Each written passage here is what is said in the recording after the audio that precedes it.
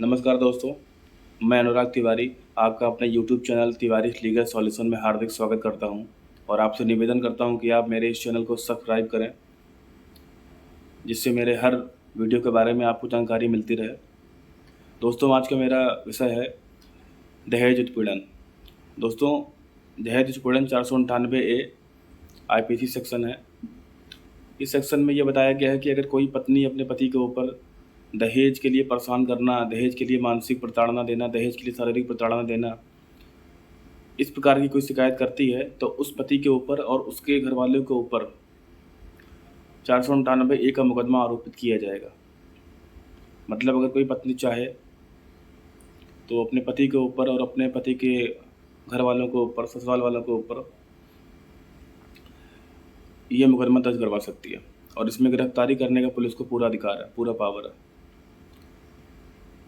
दोस्तों, हाल ही के कुछ दिनों में पूरे देश भर में सबसे ज़्यादा जिसका चलन हो गया है, पत्नियों का हथियार कह लीजिए, या जिनकी पत्नियां अपने ससुराल वालों को फंसाना चाह रही हैं, उनसे पैसा हटना चाह रही हैं। मैं ये नहीं कह रहा हूँ कि सब प्रकार की पत्नियां ऐसी होती हैं, लेकिन कुछ पत्नियां ऐसी हैं, कुछ औरतें ऐसी हैं जो अपने मायके वालों के दबाव में आकर के अपने ससुराल वालों के ऊपर दहेज उत्पीड़न का मुकदमा लिखाते हैं, जिससे वो लोग परेशान होकर के अपने बहू को या कह लें पति अपनी पत्नी को कुछ मोटी रकम दे, कुछ बड़ी रकम दे। इस लालच में सबसे ज़्यादा 100% में से 90% 498A के जो मुकदमे हैं वो फर्जी पाए गए हैं। ये बात मैं नहीं कर रहा हूँ, ये बात माननीय सुप्रीम कोर्ट ने ये बात खुद देखी है, खुद एनालिसिस करी है। और जब सुप्रीम कोर्ट ने ये देखा कि 498A कुछ विशेष तरह की पत्नियों का या कोई औरतों का एक हथियार सा बन चुका है, जो अपने ससुराल वालों को परेशान करती हैं, अपने पति को परेशान करती हैं, उनसे मोटी रकम वसूलना चाहती हैं, तो वो उनका हथियार बन गया है ये मुकदमा करने का। मतलब ये मुकदमा करना उनके लिए एक हथियार बन गया। तो इस टाइप के केस को कम करने के लिए माननीय सुप्रीम कोर्ट ने अपनी कुछ गाइडलाइन जारी करी है, जिसमें उन्होंने ये बताया है कि जब कोई FIR कोई महिला थाने में लेकर जाएगी, अगर कि भैया ये एप्लीकेशन है, मान लीजिए कोई महिला गई थाने और थाने में बोला कि ये एप्लीकेशन है, इसमें मैंने पूरी चीज़ लिख दी है कि मुझे कौन परेशान करता है। और एक्चुअली मैं आपको बताऊं कि एप्लीकेशन होती कैसी है FIR की। जब कोई महिला लेकर जाती है थाने में FIR, उसमें क्या लिखा होता है कि मुझको मेरे पति आए दिन मारते पीटते रहते हैं, मेरी ननद मुझे ताना मारती रहती दहेज के लिए, मेरी सास मुझे सुनाती रहती हैं, गाली देती रहती हैं, मेरे ससुर मुझको बेइज्जत करने का प्रयास करते हैं, पूरा घर भर मुझको कभी कभी झापड़ भी मार देता है, कभी मुझे घूसा भी मार देता है। मतलब ऐसा वर्ड लमसम होता है कि उनको कहने का मतलब ये होता है कि मुझको पूरे घर वाले आए दिन मारते पीटते दहेज के लिए और परेशान करते हैं। ये एक एप्लीकेशन होती है उनके फॉर्मेट में। उन्होंने उस एप्लीकेशन में किसने मारा, कब मारा, किस दिन मारा, कहाँ पे मारा, मुझको चोट आई थी, मैंने अपना इलाज करवाया था इनके मारने पर, इस टाइप का ब्यौरा उस एप्लीकेशन में नहीं होता है। आप गौर कीजिएगा, ये मैं नहीं कह रहा हूँ, ये माननीय सुप्रीम कोर्ट ने कहा है कि जब कोई एप्लीकेशन कोई महिला थाने लेकर जाएगी दहेज उत्पीड़न का, और उसमें वो कंटेंट्स नहीं लिखे जाएंगे कि किसने कब परेशान किया, किसने कब कहाँ मारा, किस दिन मारा, ननद उस समय कहाँ थी, ननद ने मारा, देवर ने मारा, जो किसने भी मारा हो, कब मारा, मारने की टाइमिंग उसमें अगर ना मेंशन हो, उसमें यह ना मेंशन हो कि उनके मानने पे मैंने अपना इलाज कराया था, उसका ये मेडिकल है, उसमें ये ना मेंशन हो। कहने का मतलब ये है कि उसमें जब तक कोई ऐसी चीज़ें मेंशन ना हो जिससे साफ साफ ये जाहिर हो कि ये बात सही है, तब तक ऐसी FIR का कोई मतलब नहीं है, उस पर पुलिस अरेस्टिंग नहीं करेगी। और मैं आपको एक चीज़ बता दूं, माननीय सुप्रीम कोर्ट ने 14 दिसंबर 2021 को एक जजमेंट पास किया है। उस जजमेंट में साफ साफ माननीय सुप्रीम कोर्ट ने कह दिया है,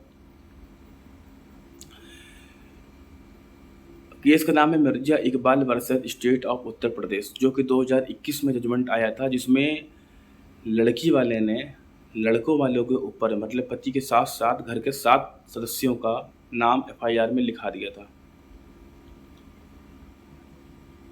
उसके बाद लड़के वाले हाई कोर्ट गए, जब लोअर कोर्ट में मुकदमा हार गए, हाई कोर्ट गए। हाई कोर्ट में जाने के बाद हाई कोर्ट ने कहा कि नहीं, ये मामला मैं नहीं सुन सकता हूँ, उसमें मैं कोई इंटरफेयर नहीं करूँगा। हाई कोर्ट ने उस मामले को तुरंत खारिज कर दिया। वहाँ से लड़के वाले को राहत नहीं मिली। फिर लड़के वाले गए माननीय सुप्रीम कोर्ट में। सुप्रीम कोर्ट ने जब इस मामले को देखा तो उन्होंने बहुत ही अहम, बहुत ही अच्छा जजमेंट पास किया। सुप्रीम कोर्ट ने देखा और उन्होंने कहा कि इसमें एक पति है और 7 पति के साथ लोगों को शामिल कर दिया गया है, और उसमें इस बात का जिक्र नहीं किया गया है इस एफआईआर में कि उन 7 का अपना अपना क्या रोल था। मतलब उन 7 में अगर देवर है, नंद है, भाई है, भतीजा है या घर वाले हैं, तमाम लोग, जितने भी 7 लोग हैं, उन 7 का पर्टिकुलर कोई ऐसा एविडेंस नहीं है कि उन 7 में से किसी ने इनको मारा हो, कुछ किया हो। ये तो साफ साफ मंशा लग रही है कि इन्होंने पति के साथ से 7 लोगों को फंसाया है। उन्होंने देखा कि एफआईआर में कहीं कुछ ऐसा मेंशन नहीं है कि पति ने कब मारा, कैसे मारा, किस दिन मारा, कब कब मारा। मारा तो चोट जरूर आई होगी भाई आपको। जैसे 7 मेंबर हैं, अगर 7 मिलके आपको हर एक दिन एक एक घूंसा भी मार देंगे तो भी बहुत सारे आपको चोट लग जाएगी, है कि नहीं। मतलब यहाँ पे कोई हंसने की बात नहीं, मैं आपको सीरियसली बता रहा हूँ कि अगर घर में 7 मेंबर आपको दहेज के लिए परेशान करते हैं, मारते पीटते हैं, और हर रोज़ अगर 7 में से एक एक आदमी अगर आपको एक झापड़ भी मार देगा तो भी आपको चोट तो आएगी ना यार, घूसा मार देगा तो उसका आप मेडिकल कराएंगे, चोट लगेगी तो भाई इलाज कराने गए होंगे ना, वहाँ पर्चा बना होगा, दवाई का मेडिकल होगा। तो जज साहब ने वहाँ पे ये बोला माननीय सुप्रीम कोर्ट में कि ये जो एफआईआर है इसमें पति के साथ साथ 7 का नाम लिखा गया है और 7 का स्पेसिफिक कोई चीज़ नहीं बताई गई कि इन 7 ने कब कैसे मारा, क्या मारा। मतलब फालतू लगा जज साहब को।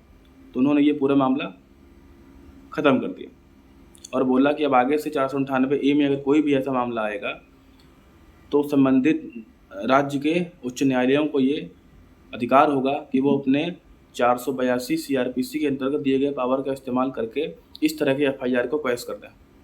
मतलब जो एफआईआर एक कहानी की तरह लिखी गई है, जिसमें न किसी टाइम का उल्लेख है कि किसने कब मारा, कैसे मारा, न किसी मेडिकल का उल्लेख है, न कोई प्रॉपर एविडेंस है किसी को मारने के लिए, सिर्फ नाम लिख के एप्लीकेशन एफआईआर दे दी गई एक मनगढ़ंत कहानी बना करके कि हमको मारा पीटा, ये कर रहा है, एकदम मारते रहते हैं। तो इस तरह की जो भी एफआईआर होगी उसको स्वीकार नहीं किया जाएगा। ये माननीय उच्चतम न्यायालय का लेटेस्ट का जजमेंट 2021 का। तो दोस्तों अब आपको घबराने की आवश्यकता नहीं है कि हमारे ऊपर हमारी पत्नी ने 498 लिखा दिया है, दहेज पूरे लिखा दिया तो अब आप जेल जाएंगे। अब वो ज़माना लग गया, वो ज़माना नहीं है, आपको जेल नहीं जाना है। पुलिस पहले इन्वेस्टिगेशन करेगी, पहले जांच करेगी, पुलिस पूछेगी वो एफआईआर पढ़ करके महिला से कि आपने इसमें जो जो नाम लिखाए हैं, इस आदमी ने आपको कब मारा, कहाँ मारा, कैसे मारा। अगर जो मारा हो तो उसका एविडेंस दीजिए, ठीक। मतलब पुलिस आपका फेवर पहले ही करेगी कि आप बच जाएं, क्योंकि ये बात सुप्रीम कोर्ट ने खुद कही है कि इस तरह के मामले में तुरंत संज्ञान लेने की आवश्यकता पुलिस को नहीं है। वो इन्वेस्टिगेशन करे, जब उसको लगे कि हाँ मामला सही है तो ही गिरफ्तारी होगी, नहीं तो नहीं होगी। नहीं तो दोस्तों मैं बताऊँ आपको, आज से कम 10-12 साल पहले ये स्थिति थी कि 498A का मुकदमा पत्नी अपने पति से लड़ाई करके या किसी भी कारणवश या मायके के दबाव में आकर के, मायके वालों के दिमाग में आकर के पति के ऊपर और ससुराल वाले के ऊपर मुकदमा लिखवाती थी और पूरे के पूरे बेचारे जेल के अंदर होते थे।